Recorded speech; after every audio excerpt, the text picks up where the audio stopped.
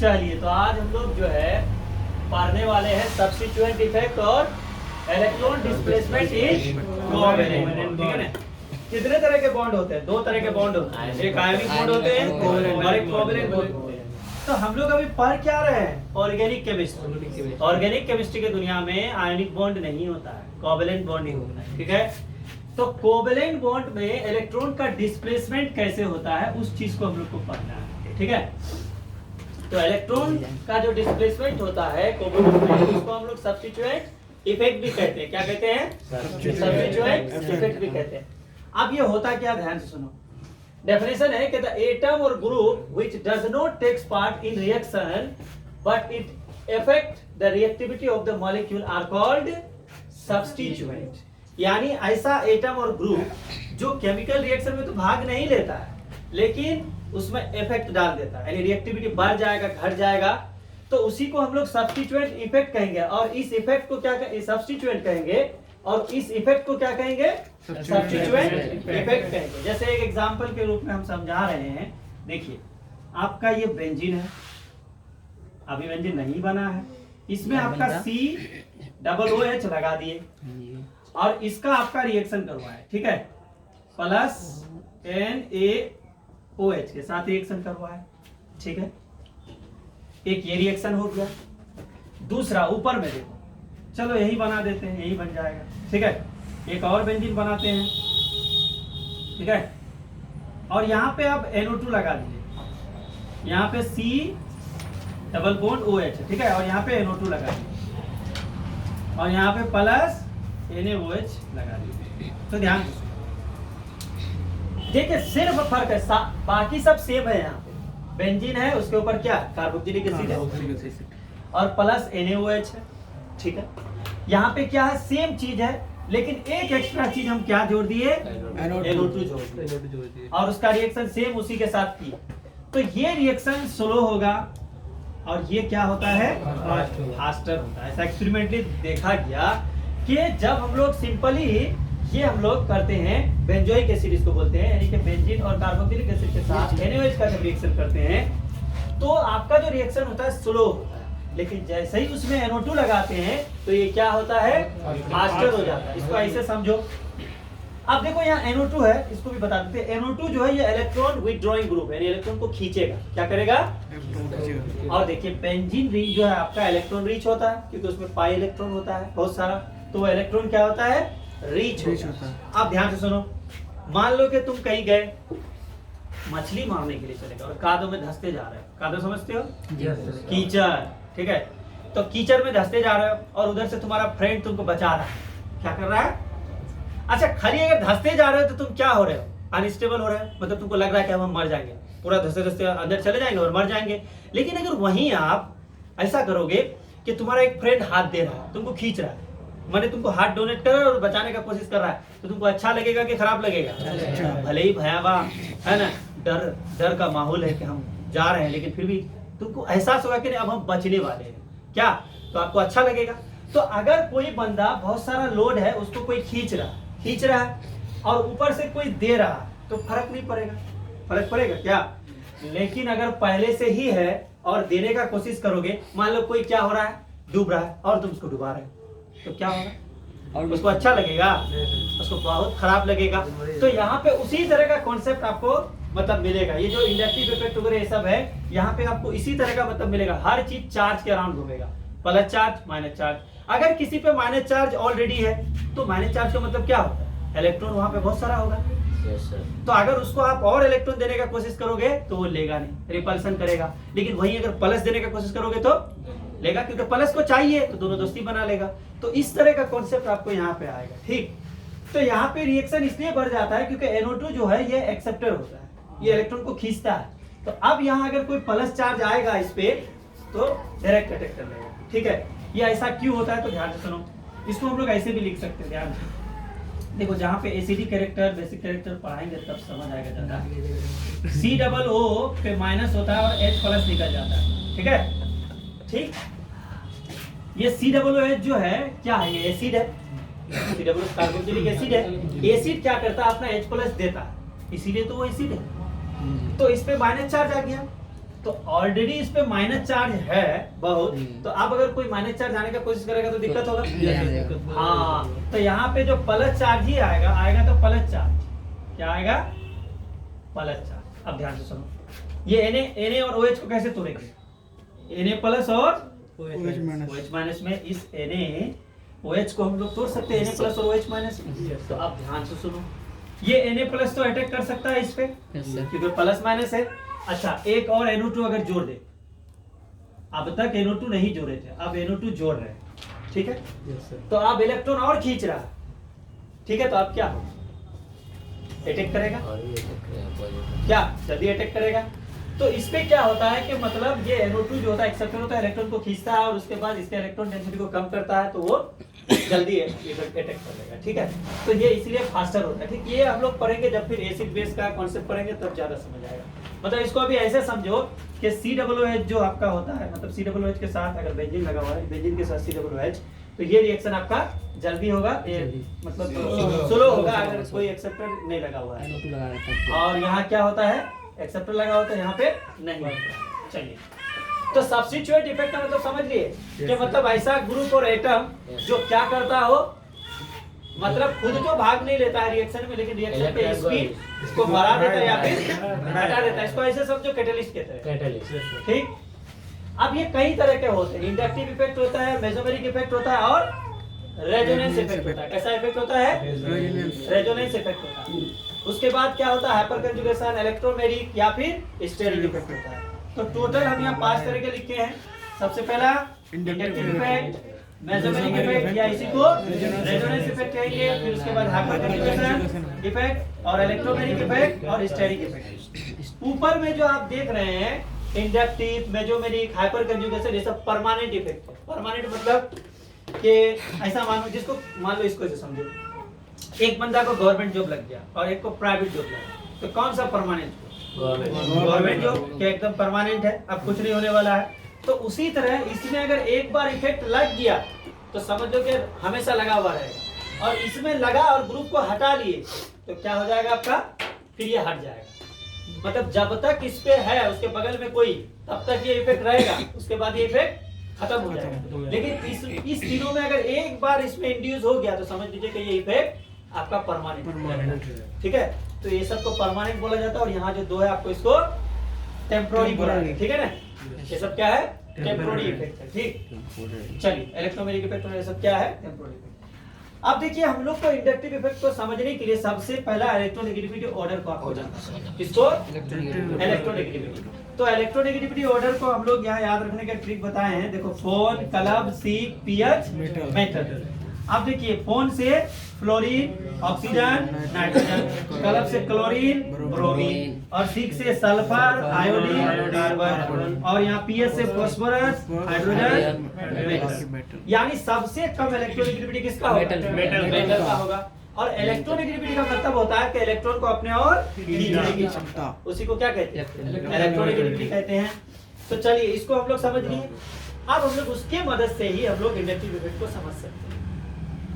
तो inductive effect क्या होता है, transmission of substituent effect through sigma bond is called inductive effect, ठीक है। यानी सिग्मा बॉन्ड का ट्रांसमिशन इलेक्ट्रोनेगेटिविटी एटम के द्वारा जो होता है, उसी को हम लोग क्या कहेंगे, इंडक्टिव इफेक्ट। जैसे इसको समझो, हम लोग सिग्मा बॉन्ड और पाई बॉन्ड समझते हैं, नहीं समझते हैं, ध्यान सुनो। अगर कार्बन और कार्बन में सिर्फ और सिर्फ सिंगल बॉन्ड है तो सिग्मा, ठीक है। अगर कार्बन और कार्बन में डबल बॉन्ड है तो एक सिग्मा एक पाई होगा। और अगर कार्बन और कार्बन में ट्रिपल बॉन्ड है तो एक सिग्मा दो पाई होगा। तो जिसमें सिर्फ और सिर्फ सिग्मा बॉन्ड होगा उसी में इंडक्टिव इफेक्ट होगा, यानी कि डबल बॉन्ड और ट्रिपल बॉन्ड वाले में नहीं होगा, ठीक है। उसमें फिर रेजोनेंस वगैरह का कॉन्सेप्ट होता है, ठीक। तो यहाँ पे हम लोग को सिंगल बॉन्ड वाला जहां मिलेगा वहां पे ये बात करेंगे, डबल बॉन्ड वाले में बात करेंगे क्या, नहीं करेंगे। तो सिग्मा बॉन्ड का क्या होता है, थोड़ा सा पार्शियली डिस्प्लेसमेंट हो जाता है। अगर मान लो जिसका ताकत ज्यादा होगा, इलेक्ट्रोनेगेटिविटी ज्यादा होगा, तो इलेक्ट्रॉन कितने का कोशिश करेगा, अभी बताएं, तो वो इलेक्ट्रॉन को खींचेगा, किसको खींचेगा? सिग्मा इलेक्ट्रॉन को। कौन इलेक्ट्रॉन को? सिग्मा। अगर बॉन्ड सिग्मा है तो इलेक्ट्रॉन भी सिग्मा में ही हुआ। Yes, sir. तो उस इलेक्ट्रॉन को खींचने का कोशिश करेगा, तो वही खींचने का कोशिश करेगा या देने का कोशिश करेगा? दो ही कंडीशन हो सकता है, चाहे तो वो लेगा या फिर देगा। तो दोनों शर्त में अगर सिग्मा बॉन्ड में हो रहा है ऐसा कहानी, तो उसी को हम लोग क्या कहेंगे? इंडक्टिव इफेक्ट कहेंगे। यहाँ पे लिखे हैं कि it is purely guided by electronegativity due to which magnitude of inductive effect directly proportional to electronegativity. यानी कि ये प्योरली जो गाइडेड होता है, मतलब किसके द्वारा ये इफेक्ट क्रिएट होगा? आपका इलेक्ट्रोनेगेटिविटी वाले के कारण होगा। मतलब अगर इलेक्ट्रोनेगेटिव बराबर है तो फिर ये हो नहीं सकता है, ज्यादा होगा या कम होगा तभी ये घटना हो सकता है। ठीक है, तो ये परमानेंट इफेक्ट है। कैसा इफेक्ट है? उसके बाद ये डिस्टेंस डिपेंडेंट है। डिस्टेंस डिपेंडेंट अभी समझेंगे हम लोग। मतलब मान लो कि 3 या 4 एटम के कार्बन के बाद वो और नहीं होता है, मतलब उसके बाद वो 0 माना जाता है। तो डिस्टेंस डिपेंड हुआ कि नहीं हुआ? मतलब मान लो कि हम कोई काम कर रहे हैं और उस काम को हम लोग कर रहे हैं 1 घंटा तक ही कर पा रहे हैं, उसके आगे और कर ही नहीं पा रहे हैं, तो वो टाइम लिमिट हो गया। और अगर मान लो कि हम चल रहे हैं तो कुछ ही डिस्टेंस तक चल रहे हैं और आगे नहीं चल रहे, तो हम डिस्टेंस डिपेंड हो गए कि नहीं? मतलब कि इतना तक ही हम चल सकते हैं, आगे और नहीं चल सकते हैं, तो मेरा डिस्टेंस डिपेंड हो गया कि मतलब हम उतना तक ही, उसके आगे और वो काम नहीं कर सकते। तो उसी तरह इंडक्टिव इफेक्ट क्या होता है कि कुछ ही डिस्टेंस तक वो मतलब कर पाता है, उसके बाद वीक हो जाता है और फिर वो आगे वो काम को नहीं कर पाता। तो ये डिस्टेंस डिपेंडेंट हो गया। उसके बाद ये इलेक्ट्रॉन डोनेटिंग इफेक्ट भी हो सकता है और इलेक्ट्रॉन विथड्रॉइंग इफेक्ट भी हो सकता है। डोनेटिंग जो होगा उसको प्लस आई इफेक्ट बोलेंगे और जो विथड्रॉइंग होगा उसको हम लोग क्या बोलेंगे? माइनस आई इफेक्ट बोलेंगे। Partially displacement of sigma bond होता है इसमें। अभी बोले कि सिग्मा बॉन्ड का पार्शियली मतलब पूरा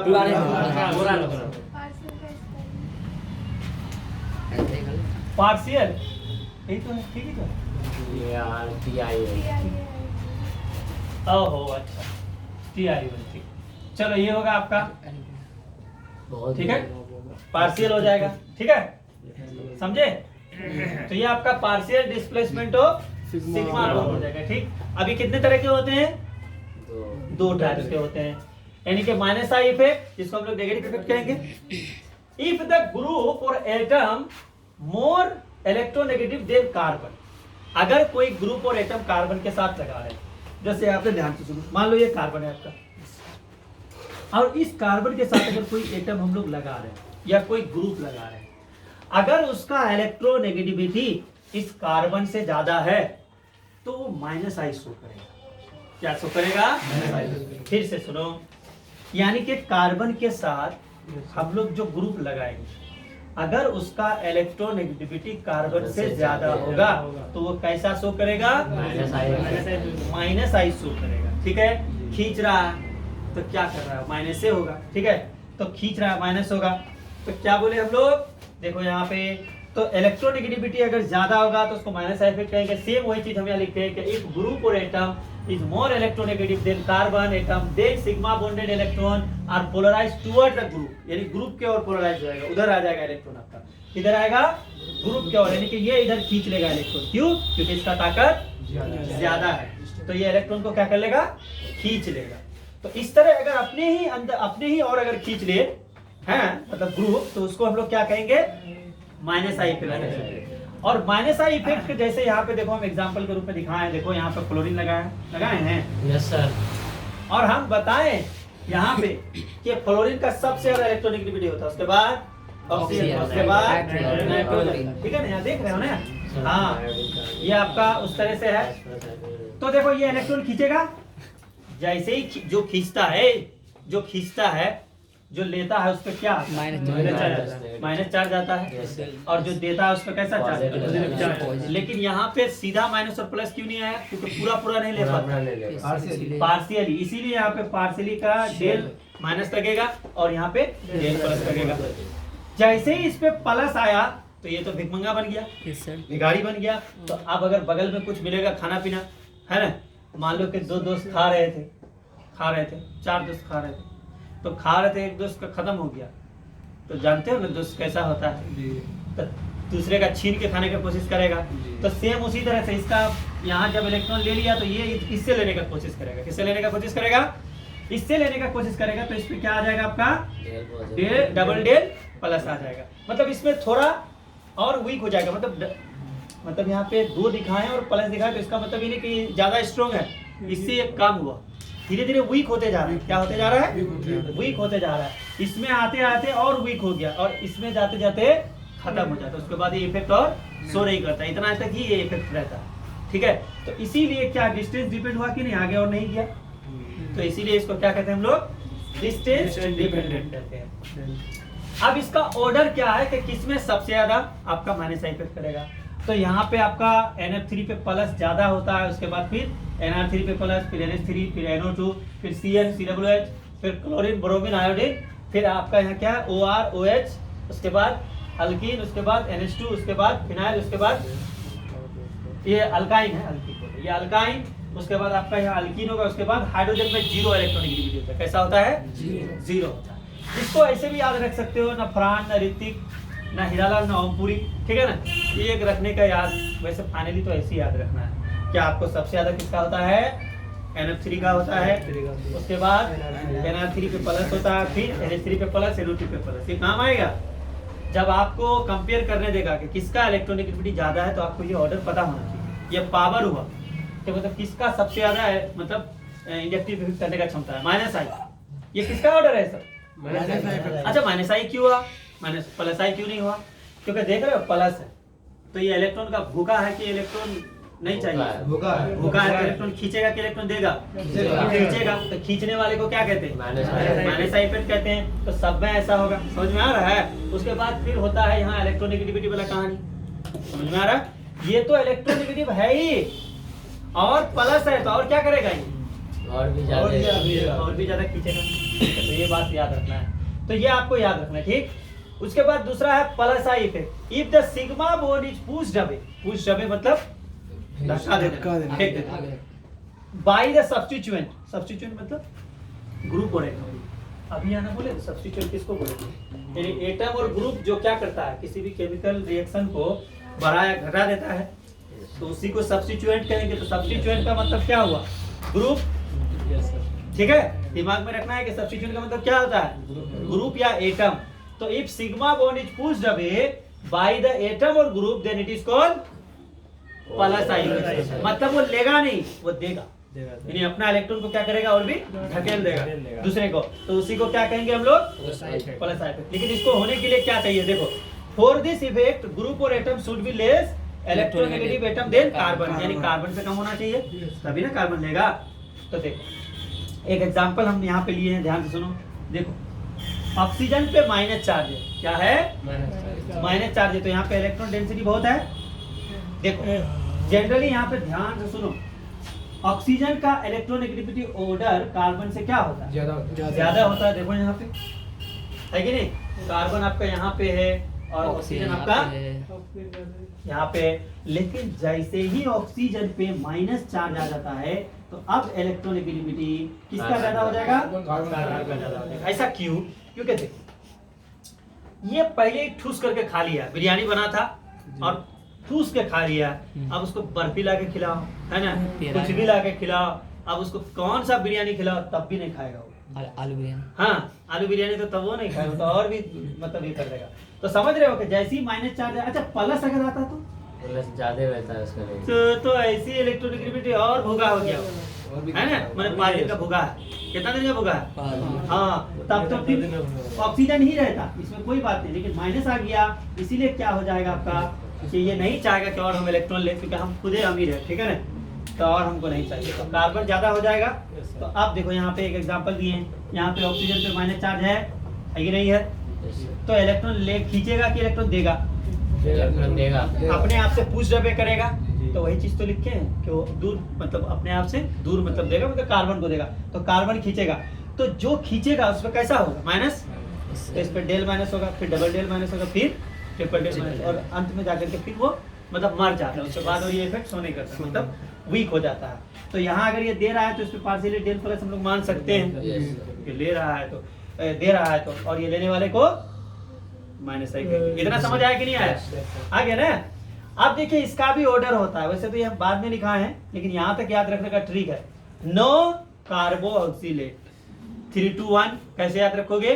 नो कार्बोक्सिलेट 3 to 1 CD3CH3 कैसे याद रखोगे? नो कार्बोक्सिलेट 3 to 1 CD3CH3 ऐसे याद रखना पड़ता है। और ये दिमाग में रखना कि CH2 का CH2 माइनस का ज्यादा होता है। अच्छा एक बात बताओ, यहाँ पे माइनस चार्ज दिख रहा है, यहाँ पे भी माइनस चार्ज दिख रहा है, यहाँ पे भी माइनस चार्ज दिख रहा है। तो ये सब जो माइनस चार्ज होता है तो क्या ये इलेक्ट्रॉन लेने का कोशिश करेगा कि देने का कोशिश करेगा? देने का, क्योंकि इसके पास है। ठीक है ना? देखा है भीख मांगेगा। हाँ, जब पैसा पहले से तो भीख का मांगेगा, ये देने का कोशिश करेगा। उसी तरह ये देगा, इसको कार्बोक्सिलेट आयन कहते हैं। इसको याद रखने का ट्रिक है NH से N से NH, O से यहाँ पे ऑक्सीजन पे माइनस, और ये कार्बोक्सिलेट हो गया। और ये चुके कितना डिग्री है बताओ? 3 डिग्री। क्योंकि ये कार्बन आपका कितने कार्बन से जुड़ा हुआ है? 3 कार्बन। एक इससे जुड़ा हुआ है, एक इससे जुड़ा हुआ है, एक इससे जुड़ा है, तो ये 3 डिग्री हो गया। ये कार्बन आपका कितना से जुड़ा हुआ है? तो इसलिए 2 डिग्री हो गया। ये कितना से जुड़ा हुआ है? एक कार्बन से, तो इसलिए 1 डिग्री हो गया। तो ये 3 to 1 लिखे इसी को, क्या मतलब 2 डिग्री से ज्यादा किसका होगा प्लस आई इफेक्ट? 3 डिग्री का। और 1 डिग्री से भी ज्यादा किसका होगा? 2 डिग्री का होगा। उसके बाद आपका CD3 क्या, CH3 क्या, CD3CD जो हम लोग देखते हैं। देखो हाइड्रोजन का 3 आइसोटोप्स होता है। कितना आइसोटोप्स होता है? 3 आइसोटोप्स। देखो एक होता है ड्यूटेरियम, एक होता है क्या? ड्यूटेरियम। हाँ, सबसे पहला क्या होता है? सिंपल हाइड्रोजन होता है, उसके बाद ड्यूटेरियम होता है, ट्राइटियम होता है। 3 हाइड्रोजन होता है। कितना होता है? मतलब 3 आइसोटोप्स होता है हाइड्रोजन का। कितना? 3। तो ये D जो यहाँ पे क्या है आपका? ड्यूटेरियम है। क्या है? ड्यूटेरियम। और H क्या है आपका? हाइड्रोजन है। तो मतलब सिंपल हाइड्रोजन से ज्यादा किसका होता है? ड्यूटेरियम का होता है। बस समझ में? तो ये आपका एक सीरीज हो गया। ये प्लस आई के लिए याद रखना पड़ेगा और इसको आपको माइनस आई के लिए। अगर ये याद नहीं हुआ तो समझ दो कि बहुत दिक्कत होगा। ना हम लोग एसिडिक का जो ऑर्डर है वो भी निकाल सकेंगे और ना ही बेस का निकाल सकेंगे। बहुत सारा चीज हम लोग नहीं निकाल सकते। ठीक है, चलिए तो आप यहाँ पे आपको आइडेंटिफाई करने दिया है प्लस और माइनस आई इफेक्ट। कैसे हम लोग आइडेंटिफाई करेंगे प्लस आई और माइनस आई इफेक्ट? चलिए, तो ये तो सेम है सब में। Yes sir. इतना तक तो सेम है कि नहीं है? तो यहाँ से तो डिसाइड नहीं कर सकते, सेम से डिसाइड कर सकते हैं। हाँ, 2 जुड़वा आ गया भाई, एकदम जेरॉक्स कॉपी, फुल्ली सेम लग रहा है, कोई नहीं पहचान पाएगा। नया आदमी, मम्मी हो तो वो भी कंफ्यूज में पड़ जाएगी। तो कैसे चेक करेगा? तो चेक करेगा कि उसमें कुछ बांध देगा या उस कपड़ा अलग होगा, कोई तो पहचान होना चाहिए ना। तो इसको उसी तरह से इससे हम लोग पहचान नहीं सकते, तो यहाँ पहचानेंगे किससे? इससे। O माइनस, बताओ ये प्लस आई ना माइनस आई शो करेगा? प्लस आई शो करेगा। तो बहुत आसान है पहचान। चलो ये क्या करेगा? माइनस आई कहाँ पे दिख रहा है? देखो, ठीक है। अब एक और चीज ध्यान से सुन लो, चलो अभी बताएंगे। ये NH2 क्या होगा? माइनस आई। हाँ, तो ये माइनस आई हो गया, ये माइनस आई इफेक्ट शो करेगा और ये प्लस आई। वाह क्या बात है। उसमें कुछ तो है ही नहीं, तो है ही नहीं, शो करेगा कि क्या करें इसमें? देखो अभी जुड़ा है नहीं तो क्या, लेकिन क्या CH3 वो वाला देखो यहाँ पे O माइनस, यहाँ पे R की जगह हम लोग CH3 या फिर C2H5 कुछ भी ज्वाइन कर सकते हैं। तो क्या हो जाएगा? माइनस से आई सोना करेगा।